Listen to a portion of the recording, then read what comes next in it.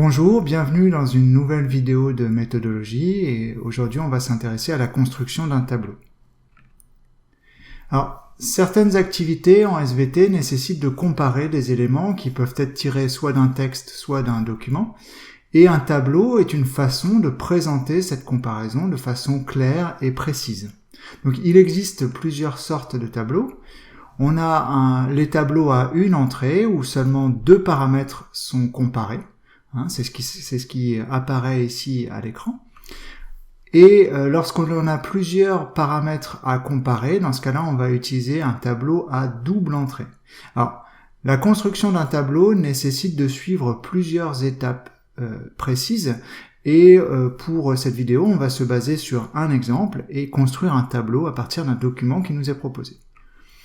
Donc le document qui nous est proposé, le voilà. Vous avez ici un texte qui apparaît à l'écran. Donc parmi les 8 planètes du système solaire, celle qui ressemble le plus à la Terre est Vénus. En effet, Vénus possède un diamètre à l'équateur de 12 102 km, une température moyenne de surface de 460 degrés Celsius et une distance au Soleil de 108 millions de kilomètres. En comparaison, la Terre possède un diamètre à l'équateur de 12 756 km, une température moyenne de surface de 15 degrés Celsius et une distance au Soleil de 150 millions de kilomètres. Donc, à l'intérieur de ce texte-là, il y a plusieurs éléments, plusieurs valeurs chiffrées, et on va essayer donc de construire un tableau à partir de ce petit texte qui compare ici la Terre à la planète Vénus.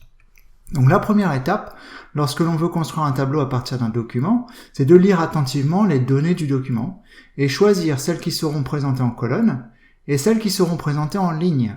Alors là, on a différentes données dans le document. On a deux planètes, déjà la Terre et Vénus, et pour chacune de ces planètes, nous avons le diamètre à l'équateur, la température moyenne de surface et la distance au Soleil. Donc, il va falloir choisir ce que l'on met en ligne et ce que l'on met en colonne.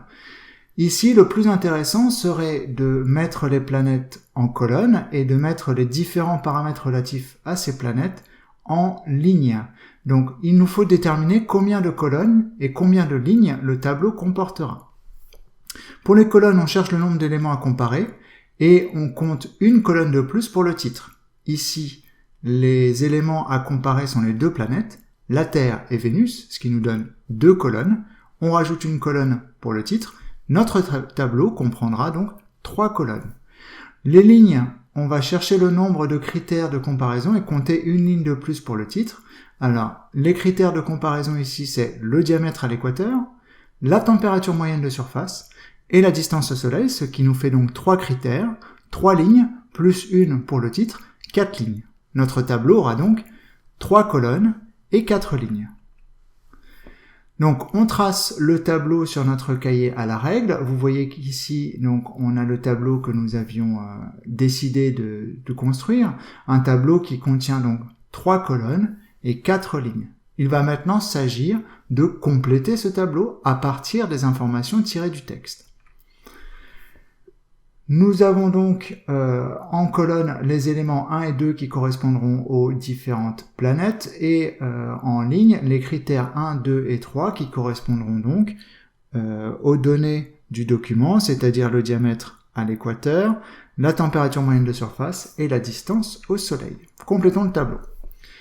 Donc la première chose à faire est d'indiquer les titres des colonnes et des lignes. Attention!